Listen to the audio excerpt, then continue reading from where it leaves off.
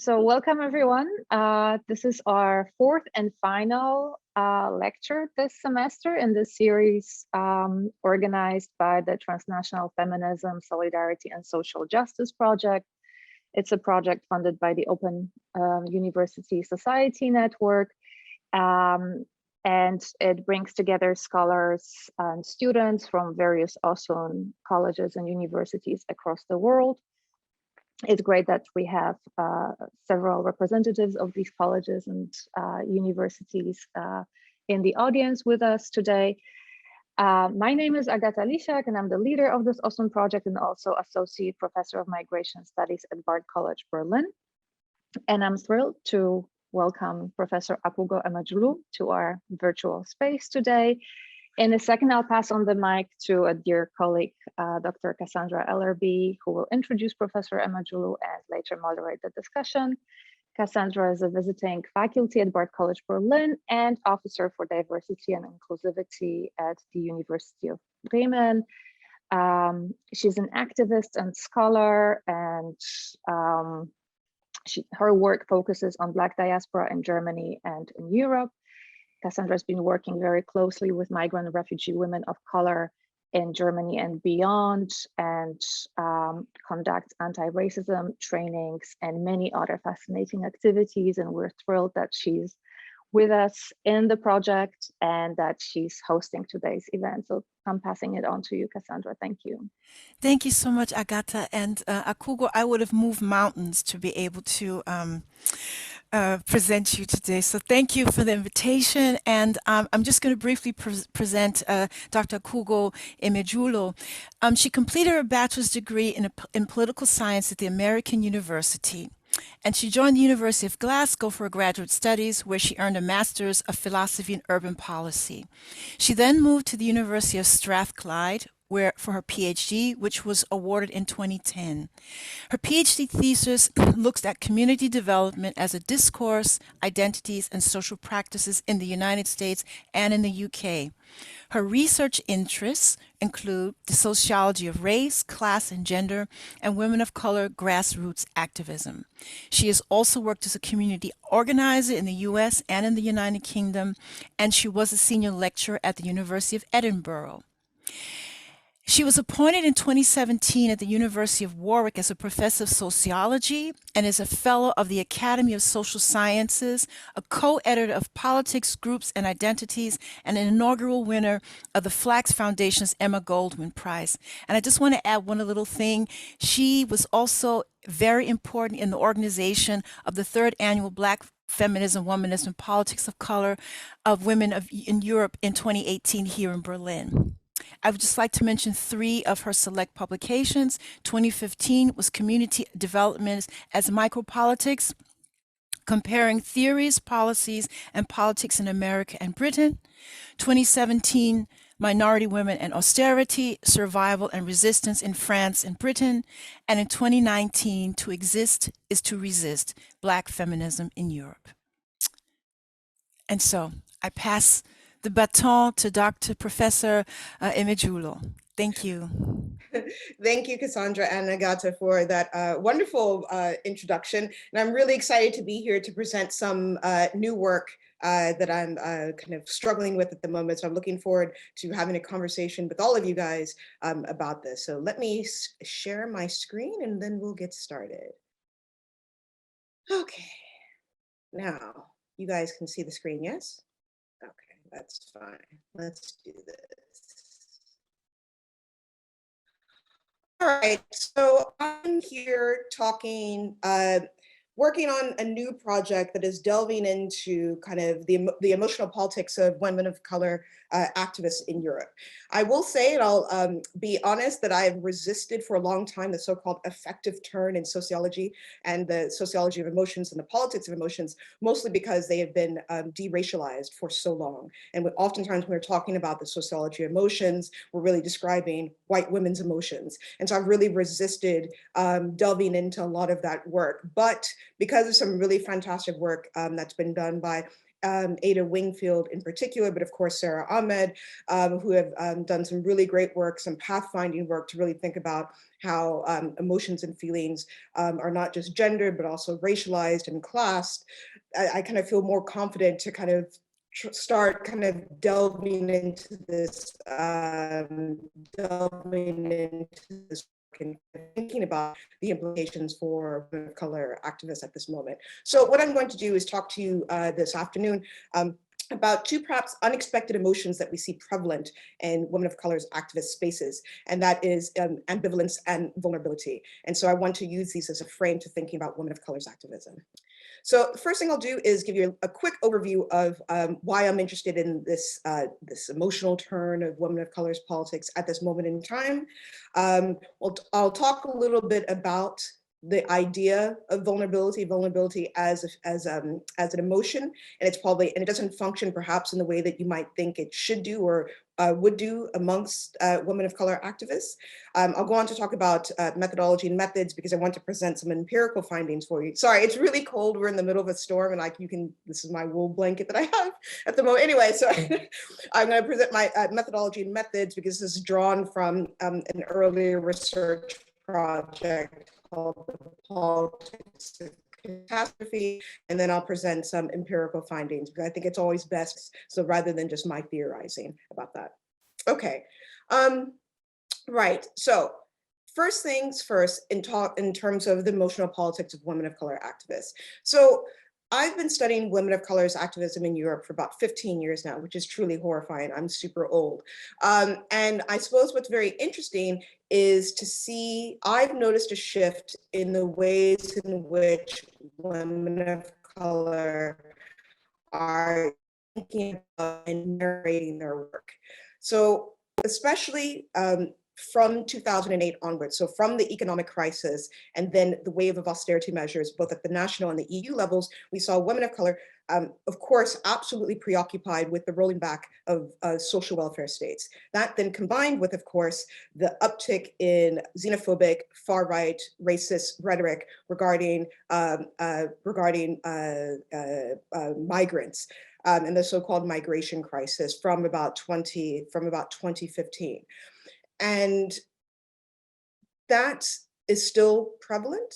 And that is still what we see women of color discussing, working on, fighting against. But what we're also seeing now is these discussions supplemented with really interesting self-critical reflections about the emotions that are present, both the individual and collective emotions that are present within activist spaces. And so what I really noticed for another project that I'm working on with my longtime colleague, Leah Bassel, is to see how much prominence is given to issues of exhaustion, burnout, and disillusionment. And Agata was around for another talk that I gave that looked specifically at issues of loneliness and exhaustion and burnout for another project. And I think that's really interesting and important. But for all of these things, we see these kind of negative and so-called negative, but also so-called positive emotions interacting in unexpected and unusual ways amongst activists, that alongside issues of exhaustion, burnout, and disillusionment and loneliness, we also see an insistence on, but the presence of joy, pleasure, happiness, care in these spaces. And what's interesting is to see how these kind of contradictory emotions overlap, compete, and don't necessarily cancel each other out, but are held together simultaneously. And I'm very interested in that kind of sense of one can be disillusioned, but also practicing a joyful politics simultaneously. And so I'm interested in trying to understand, well, what does that tell us about kind of the emotions of women of color's activism in this really unstable and illiberal moment in Europe? Hold on. Oh. What's going on here? I can't seem to advance my slides, but hold on, let me see if, okay, there we go. All these things are different. Okay, so before I go any further, let me just give you a quick definition of what I mean by emotions. And I will say this, that if Arlie Hochschild is able to use emotions and feelings interchangeably, so can I. So I should say that I'm not going to, and I'm not particularly interested in and being bogged down by the definitional politics of what's the difference between emotions, feelings, and affects. I know lots of people are very interested in that. I should say upfront, I'm not very interested in that. I'm interested in this idea of thinking about emotions as this bodily manifestation of the importance an event has in the social world. And I think it's a very straightforward kind of idea of what we mean when we're talking about emotions. And I use the terms emotions and feelings interchangeably. And I do think, of course, affects are something different, but that's not what I'm talking about for this particular project. So just so you know.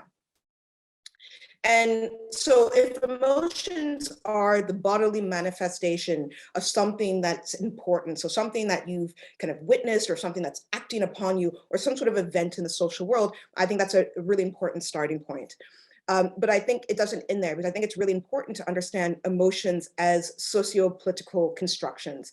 And what I mean by that is that our social world, the ways in which kind of race, class, gender, sexuality, disability, legal status operate, the way that white supremacy operates, capitalism operates, all of these kind of structural forces tell us how we should feel about the world. And I think that's really important when we think about emotions. Emotions are not something that are merely individually held, but the ways in which our social world is organized govern the way we should feel about things. And they also discipline us into thinking and feeling in particular ways. And I think that's what's really interesting and important. And then also, of course, that emotions are not individually held, but they circulate collectively. And also, and in that way, they kind of, they function as this disciplining force. They kind of govern us. And we'll talk maybe if we in questions about, and that's what Arlie Hochschild is talking about, the idea of feeling rules. This is what she means by that.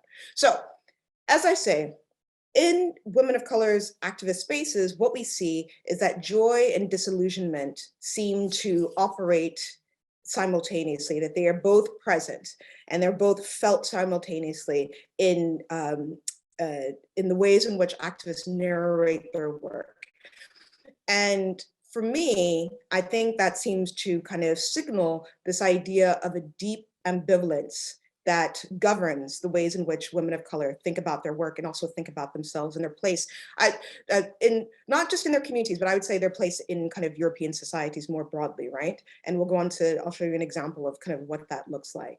And I think we should take seriously an idea of ambivalence as a way of considering the ways in which women of color organize their kind of their work at the grassroots level. And I'm going to argue that this idea of ambivalence, so this idea of holding a set of contradictory emotions and this sense of feeling uncertain, this issue of pausing, of hesitation, I argue that that is the foundation for what I'm going to talk about for the rest of my talk, this idea of intersectional vulnerability. So we need to hold on to this idea of contradiction, hesitation, pause, and how that is a way of kind of thinking or rethinking women of color's activism. So why this idea then of intersectional vulnerability? So I should say at this point that I'm working on a paper on this very topic with my lovely colleague, Francesca Sabandi, who's at Cardiff University. So hopefully this paper is now under review. And so like fingers crossed, and if you're one of the reviewers, please be nice, but if not, fine. But like fingers crossed that this all goes well. Anyway, so why this idea of intersectional vulnerability? We argue in this paper that we need to think more broadly about this idea of vulnerability. That vulnerability is not simply a negative idea or emotion, that oftentimes when we think about vulnerability, we think about precarity, insecurity, feeling unsafe. All of these ideas kind of flow up when we think about this idea of vulnerability. But we argue that in fact, we can think more expansively about what vulnerability is and consider it as a possibility. So vulnerability opens up all these different kinds of opportunities for women of color's activism. And so what we say is this, that vulnerability is in fact Janus-faced. So Janus, is that a Greek god? Is it a Roman god? Greco-Roman god. Roman. What's that? Is it Roman? I think Roman, yeah. Is he Roman? Okay, I was gonna say Greco-Roman, but fine, Roman.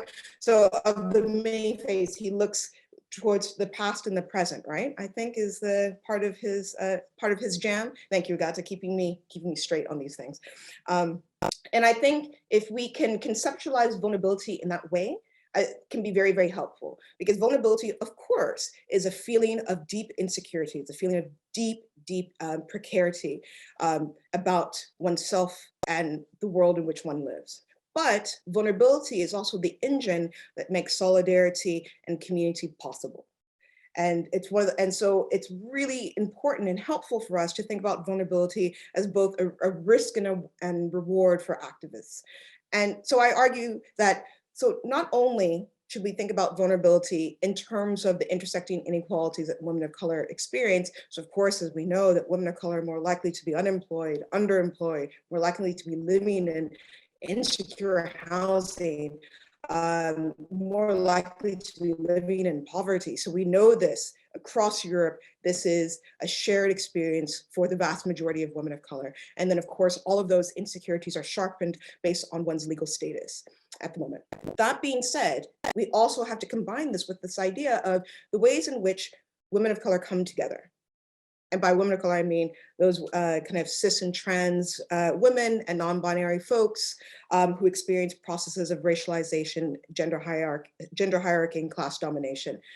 The ways in which women of color come together necessitate vulnerability in order to build solidarity, in order to build a community, in order to build a functioning activist network. You have to become vulnerable in order to kind of reach out, to join with someone else, in order to try to build a sense of trust, a sense of intimacy, to try to build a collective identity requires you to step out of your kind of security, right? Because you step into the fear and uncertainty of perhaps being rejected, of being misunderstood, of the whole kind of experiment, the project of trying to come together, failing. And of course, so much of the activism that I study, that happens all the time. And so activists have to kind of deal with this idea of vulnerability in this really complicated way. But the reason why women of color come together is because they experience collectively and individually these intersectional inequalities that spark these kind of collective and individualized precarity. But also they have to generate vulnerabilities themselves in order to kind of build these kind of meaningful connections with others. And so it's this idea of thinking about vulnerability in this kind of very interesting and kind of more elastic way, that vulnerability is a reaction to harm, but also is the foundation for any kind of serious and sustainable form of solidarity work between women of color, and then oftentimes less successfully with their kind of radical or revolutionary white comrades. And so what I say then, and what Francesca and I argue in this paper, is that we have to think about vulnerability as bittersweet, that vulnerability signals kind of structural harms that women of color must negotiate, but it also is the foundation and the basis for any kind of meaningful solidarity work. And one follows from the other, and it kind of goes both directions. And I think that's really important to think about it in these terms. And it's intersectional because of, as we say, what's important and why I'm always fascinated by the experiences of women of color is that negotiation between being structured by race, class, gender, sexuality, and legal status is what I'm kind of most interested in. All right, what I want to do now, so that's kind of the background. What I want to do now is show you some empirical work that kind of illustrates the point, which I think is very interesting. So before I do that, just a quick background on kind of methodology and methods. So this work is drawn on my project, The Politics of Catastrophe, which is now from a couple of years ago. Everything's been delayed by the pandemic. So I'm like, oh my God, this data looks a little old, but I would normally have been doing this 18 months ago, but we were all waylaid by the pandemic. So forgive the kind of slight the dates of this.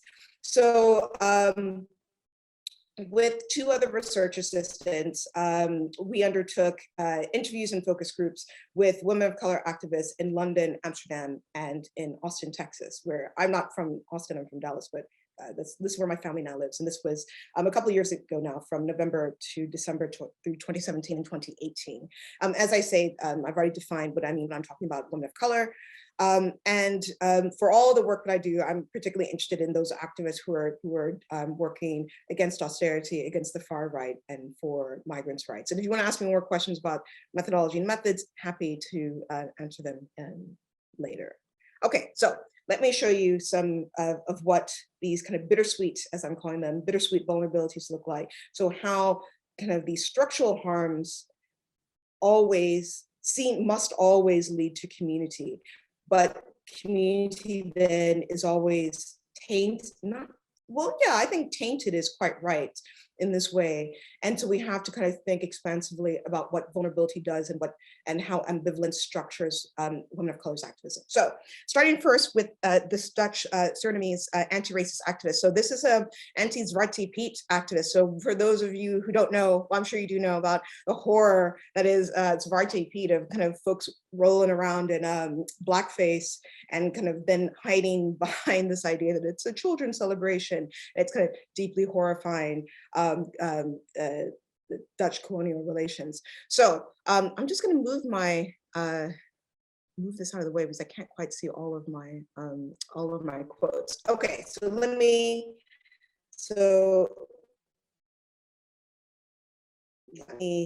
tell you about this quote. So this activist says this in relation to thinking about bittersweet vulnerabilities. She says, quote, "So I think a lot about the creation of my activist family." That is a really interesting bond because people who are activists in my surroundings, we're quite isolated from our own family and friends because we're too radical. My family and friends say, "Why do you always have to bring up this conversation about racism? And why do you want to ruin this party?" So that is one thing, the feeling that you're being totally erased as a Black person in Europe, but then in all of these different nationalities, you're seen just coming together, and that's really empowering. We understand each other. And so I think this kind of is the greatest illustration of what we mean, what Francesca and I mean when we talk about this idea of bittersweet vulnerabilities that we see with this anti-Zwarte Piet activist who experiences this deep alienation from her biological family and some of her kind of non-politicized friends, because she is kind of, because she essentially functions as in Sarah Ahmed's terms, a killjoy, a feminist killjoy, that there is no rest from and there's no escape from the hideous structural racism that exists in Dutch society. And she wants people to become politicized. She wants people to step up, to be part of this movement, to try to make Dutch society more open, more equal, more inclusive, to decolonize it in many ways. And she experiences this rejection from her non-politicized, her non-political family and friends. And that's in itself this deep ambivalence, right? This deep alienation from her non-political friends. But she finds this community, her kind of activist family, these folks from these Black people from all across Europe, who are able to build an alternative family, an alternative community where folks can have fun, but then also think about, they've come together, they have this shared identity, this shared mission to combat racism and xenophobia, not just in Dutch society, but across Europe. And I think that's really interesting, that I think this entire interview that my research assistant, Inez van der Scheer, conducted was fantastic, because there's a lot of pain that's in this interview it's actually very hard to read because of this sense of being kind of disrespected and erased in Dutch society. But I think what's also interesting is, combined with that, held simultaneously, is this idea of being able to create these alternative spaces where she can be herself, but also to have these kind of deep connections with others. But that connection to others is via basis of deep hurt and rejection from her other family and friends. So I think it's really interesting in terms of thinking about bittersweet vulnerabilities. Let me give you another example, which is also very stark. So this is a Dutch Surinamese migrants' rights activist. So this activist does a lot of work with undocumented migrant women in and around Amsterdam. Does a lot of Dutch language and also English language work with her kind of migrant comrades, as well as a lot of survival stuff. So kind of solidarity kitchens and a number of different and that type of thing. Kind of alongside her kind of migrant activist colleagues and comrades. And so she says this, and I think this also really underscores what's being said here in terms of thinking about bittersweet vulnerability. She says, quote, "It's a joy to be a woman of color, to be a Black woman. I wouldn't trade it for anything else. First of all, it's a joy, it's a sisterhood, a camaraderie that I'm very thankful for. And it's hard because it has come to equal erasure of violence, misogynoir. So if you don't know this term, this is a term coined by Moya Bailey, kind of a Black American feminist academic, who talks about how if you're serious about understanding the nature of how racism and sexism intersect specifically for Black women, you need this term that's different from racism or sexism is misogynoir to name the specific inequalities that Black women experience. So erasure, violence, misogynoir, all the freaking time. It's a double-edged sword, but I hate linking or saying we're equal to pain or equal to sadness. So I find it important to first say that it's a joy and we are doing amazing work and will continue to do so. So I think this really underscores what I mean, really clearly about this idea of bittersweet vulnerabilities, that to think about what it means to be a Black woman in Dutch society is to consider, is to see yourself as a race. And I do think it's interesting that these two different activists who know each other but don't work in the same networks both use this term erasure in relation to how how they experience life in Dutch society, right? So this idea of experiencing erasure and experiencing violence, but also at the same time to assert this idea of joy and of being a Black woman. And in the terms of kind of in the emotions literature, and I'm writing about this for another paper, Arlie Hochschild would talk about this as joy functions here as this idea of misfeeling. So it's about define the feeling rules that are governing what Dutch society says you should feel like as a Black woman, right? So you should feel disillusioned, you should feel marginalized, you should feel all of these things. And of course, this activist is very honest with us and says she does feel that, but she also is trying to transform the feeling rules of society by asserting this idea of joy, and also and that joy comes from the specific work that she's doing with these undocumented migrant women in order to try to change Dutch society. So it's a very interesting kind of combination. And I've used this quote and have thought about her interview in other spaces and places, and using different frames to think about what she's trying to tell us here. But I do think this idea of thinking about the defiance, thinking about emotion, thinking about joy as defiance in the face of structural harm, it probably captures best what's going on here. So let me give you one more example and then we can finish up because I'm very interested in your questions. So switching context, this is a British Asian prison abolitionist. And so I conducted this interview in London. It feels like forever ago now. And so she says this in relation to thinking about bittersweet vulnerability. She says, quote, "But a lot of people of color that I'm speaking to, they just want to create safe spaces for other people of color, and that is their activism. It's the community aspect. What is it in the immediacy of just like right now? What can we create? Because not everyone is thinking about this world that we're going to create for our great grandchildren or whatever. They're just seeing their mom struggle. Like, how radical is it in this world where no one wants us to have a nice time and enjoy things? Like, that's a really radical thing to even create that space.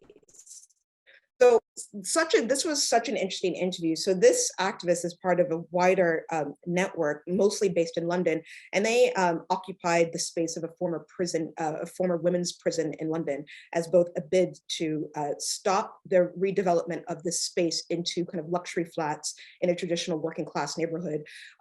In order, and what they did is they squatted the space, they took it over, turned it into, for a weekend before they were kind of tossed out by the police and security guards and stuff, they turned it into a community space, right? It was kind of, they did workshops, they did cooking, they did all of these things and kind of let the community in to kind of, to imagine a world differently, where first where this prison, this women's prison did not exist, but then also to say, to resist this idea, because as anyone knows, London is one of the most expensive, I think it's now come out as the most expensive city on the planet.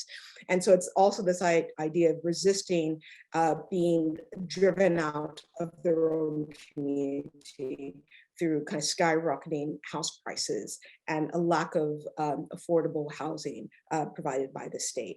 And I think what's really interesting about her entire conversation with me was the ways in which she was resisting this idea of delayed gratification for her activism. Her activism is grounded in the here and now, because as she says, people are just seeing their mothers struggle, and they want to do something right now in this immediate moment to try to make a change.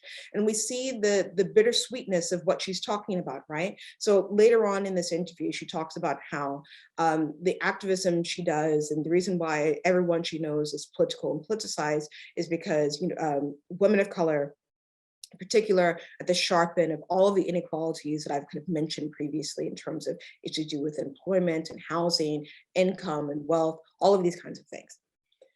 And what she says is, and that of course leads people to wanting to build a different kind of community, wanting to kind of imagine a different kind of world. And for she and her comrades, they were able to do that for kind of one weekend. And they're kind of always trying to seek out how they can recreate that moment in another time and place and make it more sustainable in the long term. And I think that's what's really interesting, that they're looking for that kind of immediate respite from these harms. And that respite comes in creating these particular kinds of free spaces in which people are able to kind of imagine otherwise and kind of be slightly, and kind of experiment with who they are and their kind of connections to others, which I think is really, really interesting. And all of that is, and that's meant to be a bulwark from the kind of the intersecting inequalities that I previously discussed. So that's 3 examples of what, so let me finish up with the conclusion, and then I'm looking forward to your comments and questions. So as I say, there's something very interesting. Well, I don't know, I guess it's, qualitative research is really interesting. Is it new that women of color narrating their activism in these emotional terms, or is it that I'm now interested in it, so now that I see it? So we can ask that question, but please don't ask me that question, because I think it's probably a little bit of both.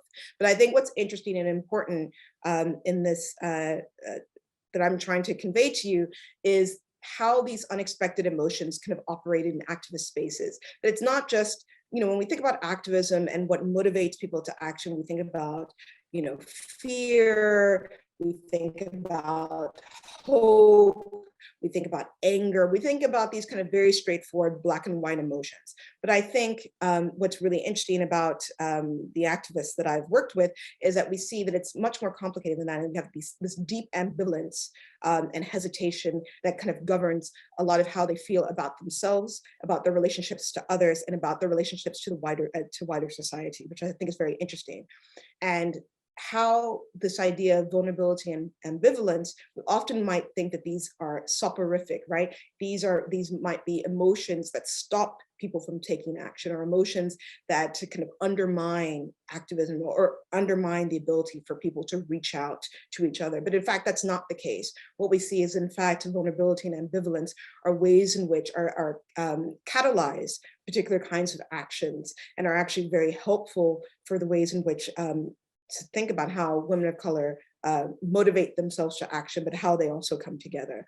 And I think it's really important to think about these emotions, not their usual negative terms, right? To think of them as, if we can ourselves hold kind of a deep ambigular, that it offers risks and rewards for activists.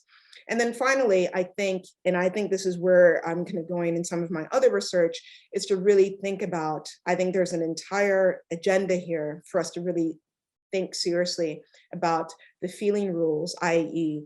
the kind of mapping the kinds of emotions that govern and structure the ways in which activists behave in spaces, which I think might be very, very interesting, women of color activists in particular, but also really thinking about women of color's resistance, not just to the kind of three areas I normally look at, issues to do with austerity, the rise of the far right,